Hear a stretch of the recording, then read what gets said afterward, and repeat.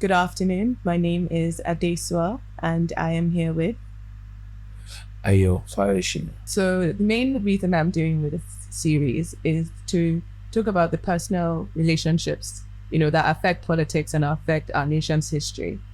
I think one such relationship that has been important in your journey as well as the journey of Ekiti is your relationship with President Olusegun Obasanjo. Yeah. So I want to ask, how did you move from personal, being a private citizen to governance? I believe he was one of the allies that helped your first term ambition in 2003, where there was shake-up around in the Southwest, where, the AC and AD lost their seats to the PDP, apart from Lagos. What role did President Obasanjo play in your journey into politics? Well, let me say to you, before 1999, I wasn't a politician. You were not? I was purely a businessman doing my own thing. And I don't go to Ekiti at all. That's the truth. My parents are from there. My dad was active in his days. But on one off visit to resolve an issue for one elderly man, I caught a lot of side talks about people talking politics, and some people started referring to me as His Excellency, and I couldn't place that because I wasn't a politician until I realized that they were actually saying that because the car I was driving, or that I brought to Ekiti, was the same as the one the governor was driving. So that's Ni Adebayo. Ni Adebayo, which automatically shows that that car was new at the time, wondering. So that caught my attention, and the hotel that I slept the night, Ekiti, for what it is, it's not like Lagos. It's fairly rural at the time, and all everybody does was politics. And they started talking, you'll be our next governor, you'll be this, you'll be that. So those are these people you were talking with? No, a few people I'd known over time, but they live in Ekiti. Like some cousins who I was in town from my hometown, they came to Ado Ekiti. And we kept talking generally all night. I was there for 2 days. So they all encouraged me to come and build a house in Ado. And so I bought a piece of land, started building. Then I used to have water trucks, tankers of for water fetching, and in about I used them for commercial purposes. But where I was building at the house, we couldn't find water. Couldn't make our water from the drills that we had. Like your borehole? Yes, we couldn't get water. So I had to bring one of the water tankers to Ado for them to at least finish the house, where we find an industrial machine to do that. Yeah.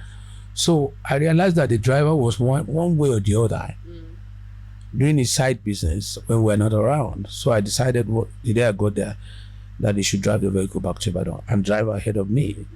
So in the course of the journey, where we were just pulling through out of Ado, I realized that the tank was shaking, apparently because the water level was halfway or something. So I asked him to discharge. So I realized a lot of people came out looking for the water, rushing and all that. So I asked him to take the truck back and start fetching water for the people. So gradually, that endeared me to a lot of people. And before you realize, politicians, they will tell you why you should come for their personal interest, but eventually I came, not with any political party in mind. And not for your own personal interest? No, I just came because I don't even do politics. I've never. So I didn't come even with a political party. It was later they told me, they took me to one of my uncles, who's now very aged, who said I should not go to APC, I should not go to EDO, I should go to PDP. Yeah. And that I should go to the party, that all this water I'm fetching goes to nowhere if I don't have a lineage to a political party. Okay. So that was how I got into PDP. Okay. And how did your relationship with Obasanjo start? Well, I never met Obasanjo. I was just a general struggle like everybody's struggling. And let me tell you the very honest truth. I never had the mind that I would make it through. I was just doing it because I was enjoying it. Yes. I was, to be very honest, the colleague gives us some levels of freedom when you travel out of Ibadan. You can stay in Ado for 1 week and all that. Then it became interesting when other local big wigs in the state started coming out to say they want to be governor as well. And I had a poster who is Ayo Fayose and all that, so that people would know me, because frankly, nobody knows me. So I did what I could do, and I started visiting those guys. Why are you coming out? Why are you coming out? They said, no, they are coming out. You are not the only one. Eventually, I got used to the game politics gradually. I had of a structure building, having people. I started fetching water, started endearing myself, brought drugs from Germany. No. I was doing mobile treatment for people, and it was endearing me to them. I became very popular. And this was no personal interest, No. just... No. You see, at that point, I've agreed to run Okay. for the office of the governor. So you're marketing yourself. I was automatically marketed. I was enjoying it. That's that. I've told you. I wasn't desperate because I'm not too grounded in the game politics initially. So I was doing it, I was enjoying it. And it's always the same, even if you don't win, they will make you a minister, they'll give you, you know what I mean? So I wasn't desperate. That's the bottom line. It was a win-win situation. Sorry? You thought it was like a win-win situation? No, well, I was a young man. I was 39. Okay. I was 39 in 1999, and as a young man, I was fairly comfortable. Even though I don't want to use the word very rich, I was reasonably comfortable. I was doing what big boys could do. I had the best of cars, the best of houses. You understand? So I wasn't seeing it as anything other than where we can spend money. Moving go from here. Where we can rally people, have fun. So when I finished my house, everybody came there.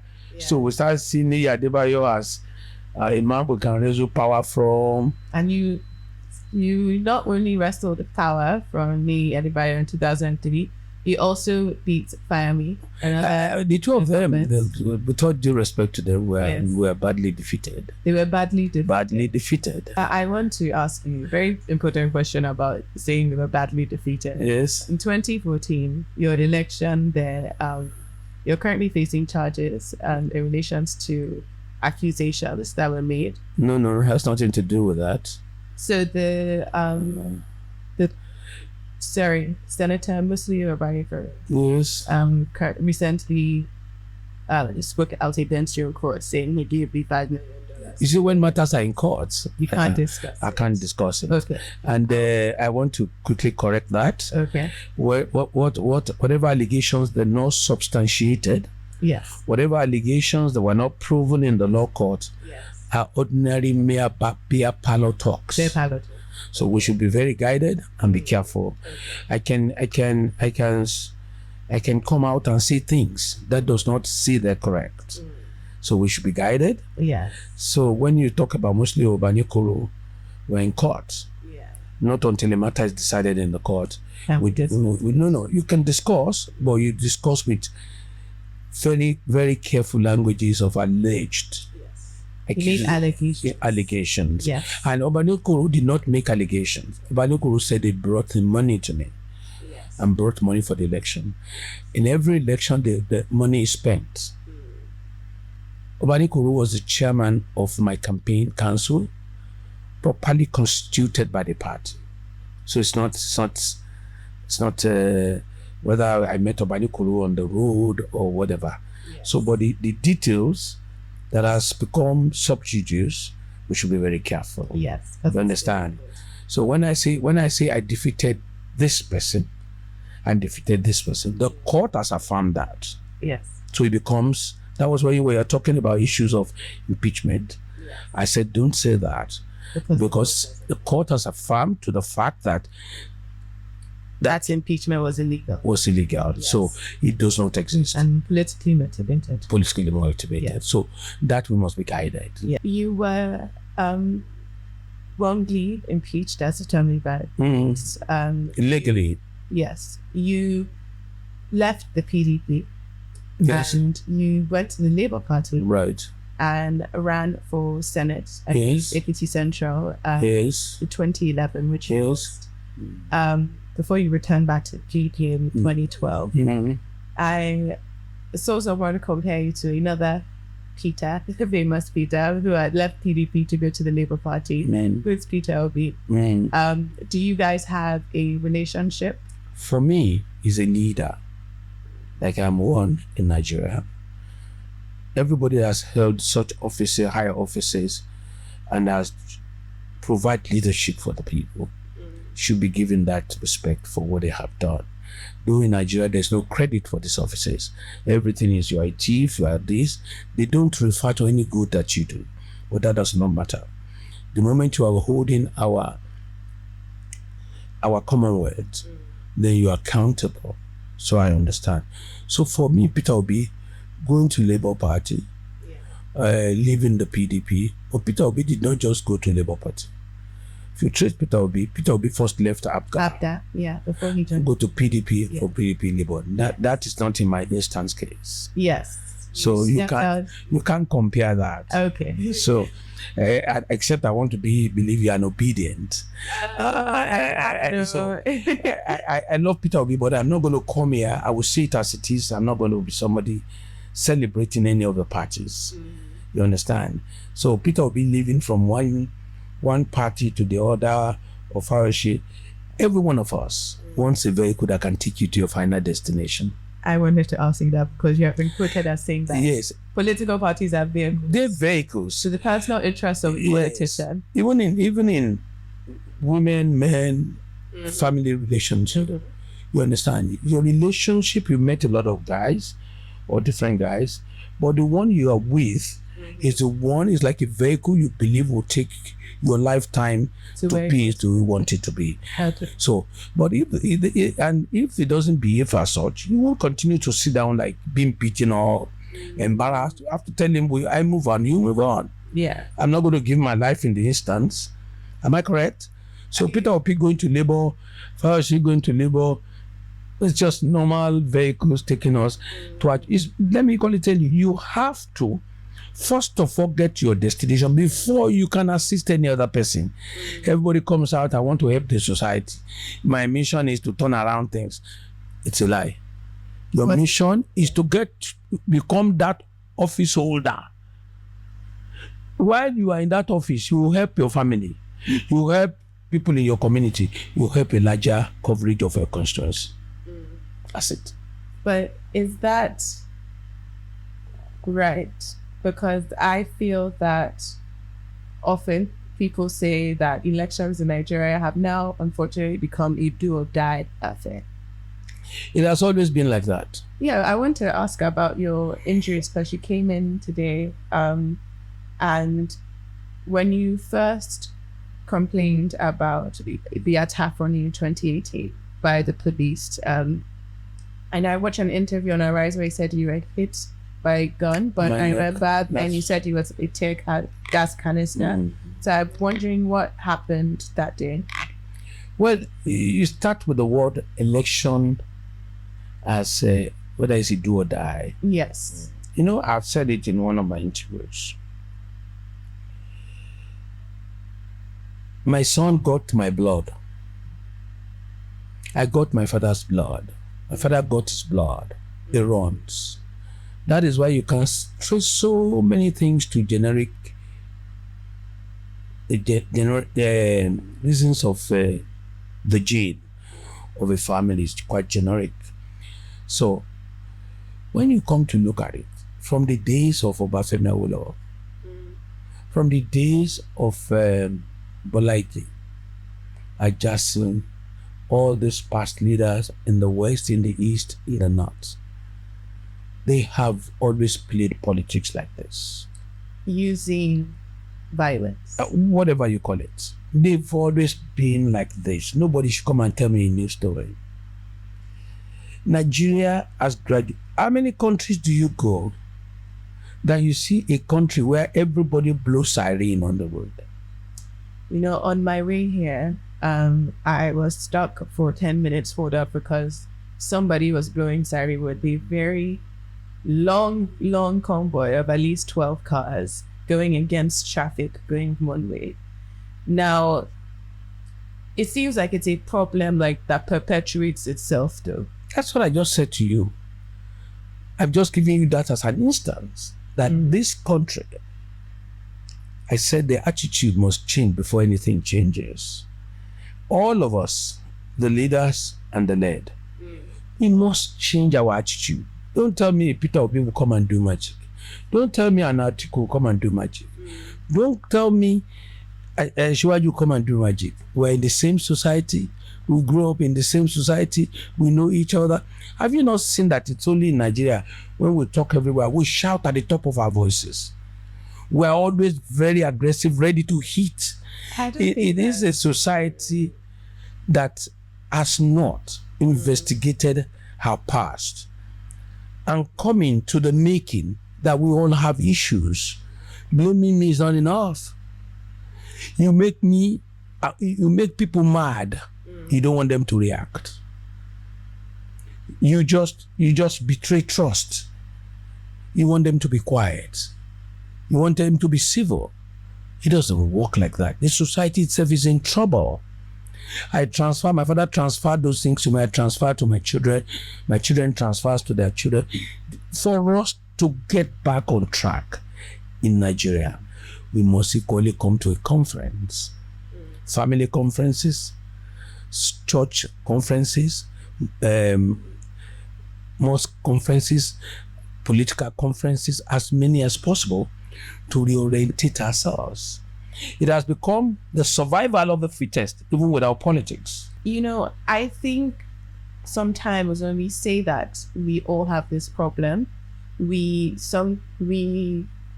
are undermining like how some sides are worse than others. We cannot say all sides are violent, or everyone in Nigeria is loud, or all these things are harsh. I do agree that we have to investigate our history and understand the root of the issue before we can solve it. And we also need the right people in positions of power to change it.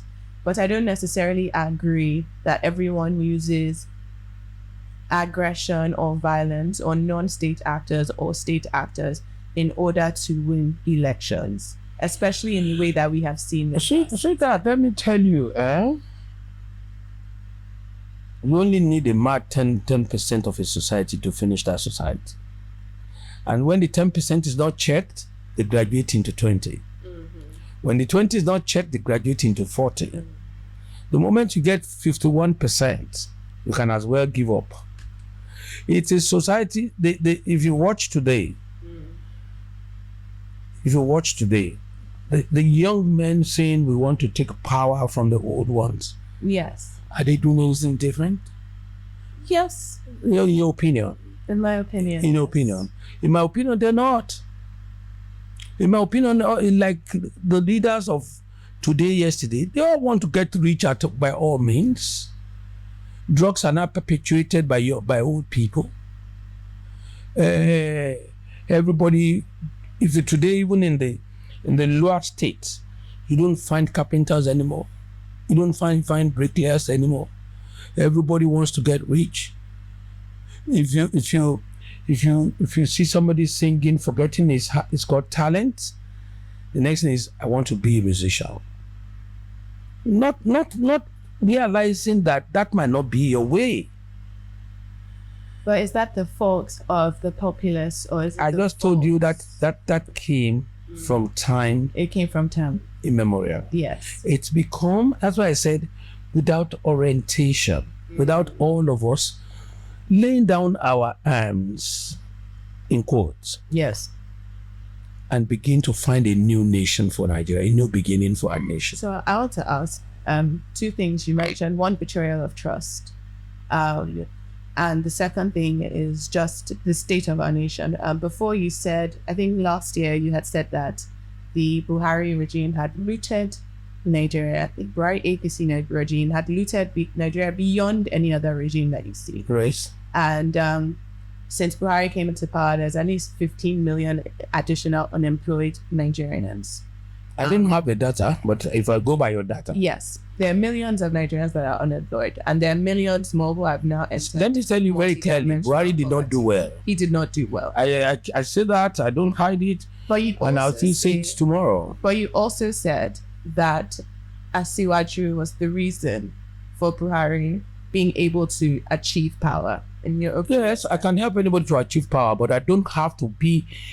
In Yoruba language, we say we can help you look for a job. We'll help you do the job. Yes. It's entire. Buhari takes responsibility, not Asiwaju.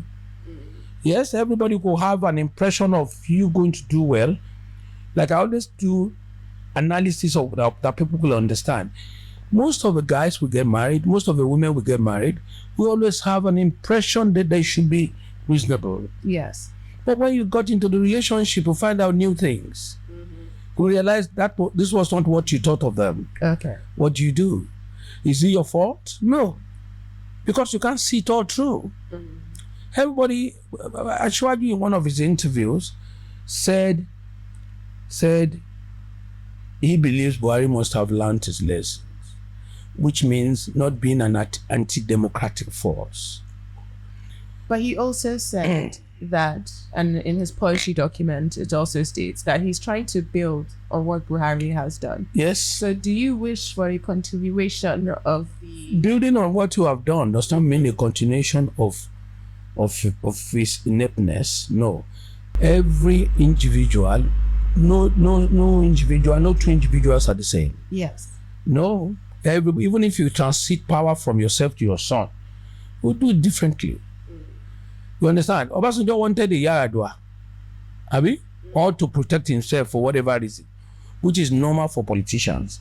But the steps taken by Yaradua does not show that he wants to be that kind of a character. Yes, he can't control. He can't control. Can we go back to that era, that Obasanjo era, in particular with the Body George EFCC trials? I know that I feel like you and Mr. Body George have had different relationships at different times. And That's one is politics. Yes, you said that politics is about your personal interests, so you don't blame him. In one of the blame him for what? For saying that he had given you 250,000 naira for your elections, and you said that he had actually worked against you in 2014. He worked for me. He worked for me in 2003. Yeah, but he worked against you in 2014. That's what I said to you. It's politics. It's politics. But you also said that that you were with Obasanjo in his room when he said that Body George will go to prison. Yes. And I went to tell Body George. Yes. Now you said that Obasanjo said Body George will pay for it. What was the it? What was the issue? You see, let me say to you, everything that happens in our country is more political than reality. Is it also personal? No. It's more political than reality. Okay. But abroad, it's more nation building than politics. Otherwise, I wouldn't be in a position and use it against you. The moment you sow that seed, the seed must germinate. A lot went on in PDP at the time. And as a result, Obasanjo had issues with Body George. Like I equally had issues, or Body George had issues with me and all. That was why I said it's politics. You don't want to speak about what those issues? No, it's not. It's nothing other than politics, interests. If I want to be this, you want to be this. The agitation starts. So the leadership struggle for the PDP, the political leadership struggle for the PDP affected? Naturally. You see, I always say the Nigerian president is the most powerful president in the world in quotes, because Nigerian presidents are generally lawless. American president will not call the IGP to say, go and investigate. It is the IGP that will do his own job. Nobody will instruct it. If today now you say, people will write to Mr. President to call somebody to order, in his capacity as what? It's because the institutions are not working. The institutions have been considered under the powers of the president. It is generally believed that in a country like Nigeria, the president is above the law. Are we saying the country cannot be corrupted or is not corrupt? Well, the country, I think, is arguably corrupt. We rank very low on corruption. That is what I'm saying. I said, do we say the president is not corrupt or cannot be corrupted? Or no. But because the president appoints all heads, has the final say, how do you investigate a corrupt president? These are the things I'm telling you, that before we cite examples of nations of America, we don't cite the balances, the checks and balances. Check and balances to the powers of the president of America. Part of the powers of the president of America does not give him authority over the judiciary, does not give him authority over the IGP, EFCC, and all the institutions. But Nigeria is not so. Constitutionally or in practice? In practice. Yes, because constitutionally it is so, but in practice... In practice, no. It is not so. It's not so. And so it does feel like we have ceded power. It's not that we feel so, it's the way it's been. I just said that to you. Yeah. People carry over personal issues. People around the president will begin to now use up his powers to avenge, to do a lot of evil. Speaking of, when you were briefly running for president, declared your interest for president in 2019, you're quoted as saying, "I will send Obasanjo to prison if I find him wanting." Huh? If I find him wanting. If you find him wanting. You see, you can say you send people to prison. Yes. But you don't do that by saying go to prison. It's going to be by trial. So if a trial does not indict him, what can you do? But essentially what you have just described in terms of the powers of a president being able to say, go to IGP and say investigate, you also would have used those powers. Not necessarily. You know, let me tell you two things. There are political talks too. Okay. There are political talks. They don't amount to action. I remember when Trump was talking, he was saying to Mrs. Clinton, "I'll send you to jail. I'll send you to jail." You said you were supporting Trump, actually, in one interview. I saw you said... I'm still supporting Trump. Oh, you're a Trump supporter. I am a great supporter of Trump. You're a great supporter of Trump. Yes, you need certain levels of mad people in the society. You see, we don't need pretenders. In this country, most of our leaders are pretenders. In this country, they give you a face of a saint. Give them the opportunity. Let me equally tell you again. Such as who? Such as who? Such as who, yeah. No, I don't have to mention names. So, you see, you don't get personal. Okay. I am no more a small boy now that I want to fight, and there's somebody I want to fight. Yeah. And I don't have to run anybody down. Yeah. So I am just saying what can help us get back on track. What is reasonably late.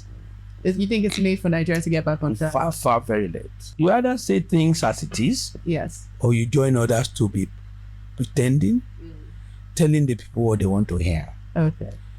Let me tell you, how does the Nigerian government curb the excess of churches and the excess of mosques? How? When you ask them to come and pay tax, they'll start fighting government. If you tell them do this, they say no, you are fighting God. A lot of sentiments sets in. When people are coming and say we are negotiators for Boko Haram, when people are saying that Boko Haram are angry people, and they're walking on the street free, the system is sick. And you see, Nigeria is, and let us pray that God can help us to redeem it. Currently, as it is, Nigeria is not on track at all. It's a hopeless situation. That is the truth. He only to the fact that we must have a president at the time, good or bad. We must have a governor of a state, good or bad. Somebody must hold sway. But as it is, were on the floor. So you spoke about churches and mosques, right? The role of churches and mosques. I give that as an example. No. I wanted to ask you a question. Decay. Yes. Do you think that they were used in this election? This Peter Obi they are talking now. Yes. If he becomes president, yes, and the National Assembly says they should be churches will be paying tax, what will he do? Because religion played a very high level impact, a high level impact in the elections of Peter Obi. Yes, that is the truth. And any system that is leveraged on religion too, it's dangerous. It's dangerous for the country. When a reverend father or a pastor or an overseer would say, I am the one standing by the box, or come to the church, this is the ballot box, it's so Peter, you must vote. That's deadly. I'm not saying it's the best. I'm not saying it doesn't happen, or it has not happened within the Muslim confines and religion, but it did happen in this last election. Yes. Have you heard the audio that has been going around? There's purportedly a conversation between those are waste of time. They're just some idiots manipulating such stories. So. That you see, when you saw that video, yes, that voice note by one captain and all that, you see those things are manipulated most of the times. You're speaking about the audio in terms of your... Yes, they are manipulated most of the times. Look at the one that was released before Atiku's election. Yes. Did you say that is the truth? No. That's what I'm saying. It's a very bad society. A lot has to be done. The institutions must be out. You see, a lot going on the social media. They should tame it. You must not be able to operate on this social media without a verified number. You can't 5, 6, 10 people can be in the same room. Each of them will have 10 numbers, and they'll be playing with the 10 numbers, inciting the society. You must have, like, my Twitter handle is verified. My number of social media handles are verified. Everybody's number must be verified, so that you can be held accountable. You can be taken to court if you malign people. That's the issue. Those are the things I was telling you. The moment you can't continue to do that, there will be a good society for. I do understand where you're coming from. You understand or you agree? I don't necessarily. So I think that part of our issues in this country is that we have politicians and people who are stronger than our institutions. I just said that about the president of Nigeria, starting from there. Starting from the top. That the powers are more concentrated in some individuals than in the institution itself. Yes, sir. However, it seems that will continue to be a self-fulfilling prophecy if the only way someone can maintain their power is to make sure that the institution is not as strong as that was why I just said to you that all is not well. That we must go back to the basics. This is why you see no hope for us. Yes, we should go back to the basics. Let us reduce the powers of our president. Yes. That makes him accountable. Let us reduce the powers of elected officers that makes them accountable. Okay. You see, and unfortunately, when they get to National Assembly or State House of Assembly, they will not legislate against themselves. Are you getting what I'm saying? The overbearing influence of a president makes him get away with murder. So that was why I told you Nigeria is on the floor. We are not. If there's a way the floor can open, I can see Nigeria is entering the floor, the ground, because nothing is working. All you see is momentary pleasures, momentary hopes. That's all.